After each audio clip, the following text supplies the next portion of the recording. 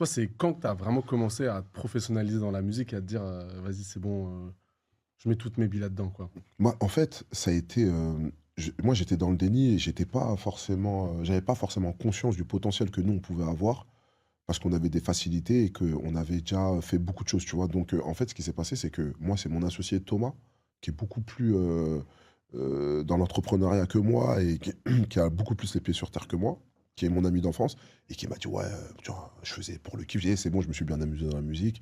Ah, je vais faire comme tout le monde, je vais prendre de l'argent, je vais entreprendre soit dans un resto, soit, dans des Mmh. sapes», tu vois? Et je me voyais pas du tout, réussir dans la musique parce que je me suis dit: «Ouais, c'est un métier de troubadour, il y a pas d'opportunité. Si tu as pas de réseau, tu peux pas y accéder», tu vois? Encore à l'époque, c'était comme ça, tu vois? Ça a changé à partir de 2016-2017, mais avant ça, moi, je faisais ça par kiff et c'était plus de l'argent qui sortait qui rentrait, tu vois? Mmh. Voilà, je le faisais pour ma satisfaction personnelle, même si on faisait des trucs de ouf, mais on se dit: «Ouais, on n'a pas les canaux. On n'a pas les canaux de diffusion, on n'a pas les réseaux, on n'a pas les finances aussi». Tu vois? Donc, moi, j'espérais, mais j'y croyais pas plus que ça. Mais je faisais tout à fond Ouais. parce que j'étais un vrai